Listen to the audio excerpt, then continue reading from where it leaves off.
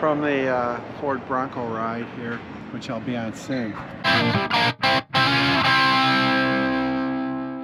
Thank you. Hello. Front seat, okay? Yeah, absolutely. I'm Terry, hello. Hi, nice to meet you. I'm Savannah. Savannah on Down the Road Productions. Hi, nice to meet you. It's a little difficult without the running board. No, I have a phone in my camera in my pocket. Oh, That's yeah. Get your range of motion. Yeah. Perfect. So do I need a seatbelt for this? Yes, please. Would you feel me putting on my seatbelt? Yeah, absolutely. All right, and what motor is in this Bronco? So this is the 2.7 liter V6 twin turbo that's in this Bronco here. Wonderful, wonderful. Yeah. And what else can you tell me about the... So I can tell you lots about this. This model that we're in is the Bronco Badlands with the Sasquatch package. Yep. The Sasquatch package is basically our most extreme off-road package that's available. Right. It comes with 35-inch all-terrain tires from the factory. That's why we call it the Sasquatch package, because it's got a big footprint. Yeah. It also comes with beadlock capable wheels from the factory, upgraded shocks, more ground clearance, higher water fording capabilities, approach angle, and departure angle. So right. So very capable truck. How waterproof is this truck? How far deep in the water can you go? We can go up to about 3 feet in this truck. So if you get the marine grade interior, which actually makes it so that you can pressure wash the entire interior, which is really It's got a release valve in the floor for it to drain. Yeah, exactly. And it also comes with seats that are a bit more friendly for that type of material, and stain resistant and that type of stuff. So if you were really planning on going out and, you know, beating this thing up, that would probably be the way to go. For us and our viewers, with what these cost, you shouldn't beat them up. I don't know. That's what they're meant to do, though, to be honest with you. So it's kind of like a sports car, right? Like you could say, like, oh, I spent a lot of money on this really nice sports car. I don't want to take it to the racetrack. And I'd say, to heck with that. That's what it's meant for. You know?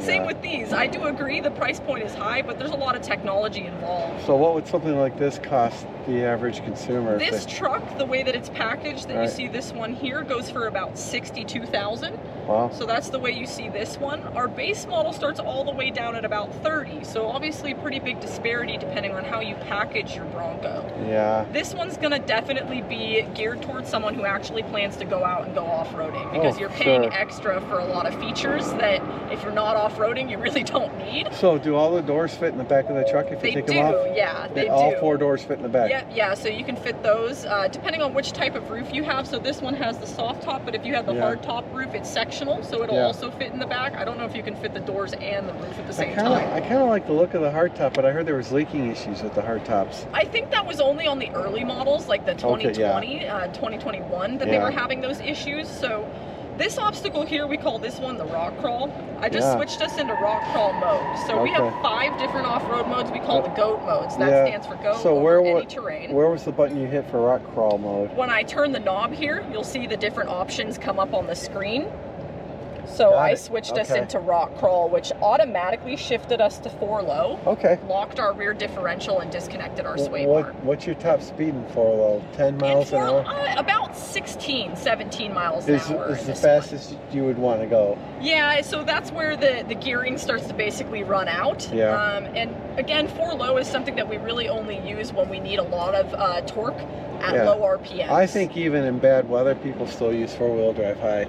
It's kind of funny. Yeah, exactly. If we were driving on the highway and it was snowing, I would not use 4 low, right? I would use 4 high or all-wheel drive to give this vehicle more traction.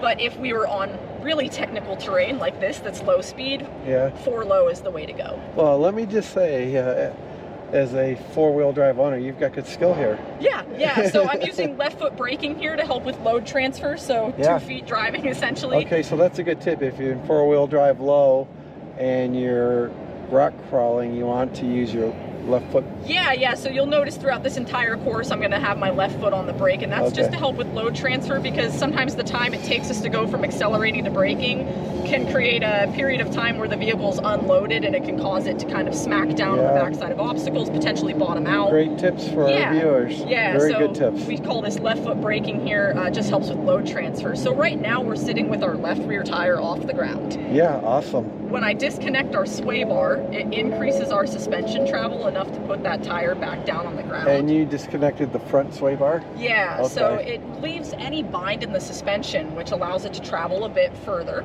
How far? And, How far can you drive on flat pavement with a disconnected sway bar?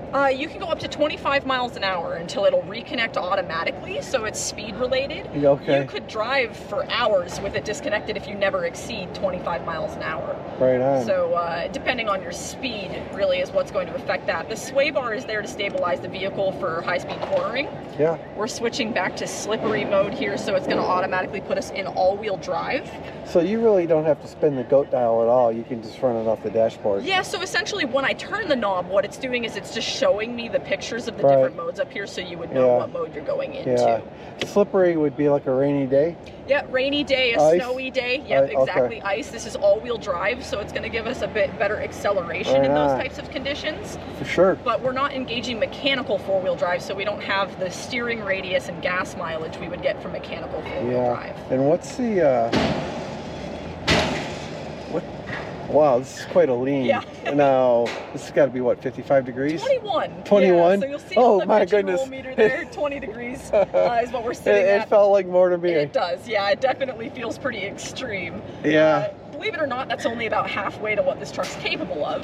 Yeah, Not sure that I would want to try 40 degrees. Well, it feels like you're going to completely tip over, you know? Yeah, it's pretty crazy. We've seen people on high friction surfaces go quite a bit further. Yeah, it's kind of the laws of physics, and then the laws of physics in your head are completely different than the laws of physics that are in the book. Definitely. Okay. We're going to pull up our cameras for this one. This is our tilt bridge, so the trick to this is weight transfer. We have to get as close as we can to the edge without going over. Then it becomes a jump, and that's frowned upon.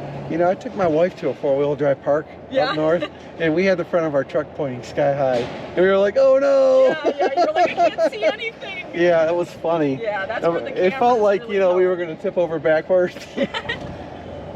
All right. Forgive my cough. Last but not least, we have Bronco Mountain. Okay. It is 40 degrees on the way up. Are we going to see the rock here on Bronco Mountain? Right, we're going to see the ceiling for sure. Okay. We're going to pull up the camera once again, and I'm locking the rear differential. We're still in all-wheel drive. If this was a real trail, I would probably go back to an off-road mode. But we'll have plenty of traction on the metal ramp here. Yeah. And here we go. Wow. You're very knowledgeable. I appreciate you. Yeah. We'll take a moment to enjoy the views from the summit here. Okay, dumb questions. I get one or two a week. Has anybody ever like thrown up on you in something like this? No, not Thank yet. God. Thank God. Usually the charity night, there's people with quite a few drinks in them, so sometimes I wonder, but so you're probably doing the charity event tonight. I am, yeah. I hope they give you free food. Wow, I felt that in my gut. Yeah, it I gives know. you a little stomach drop feeling. Hey, right? let me say thank you from On Down the Road Productions. Absolutely. You made the video. Well, thank you so much. Have a great rest of your day. Yeah, you too. Thank you. God bless.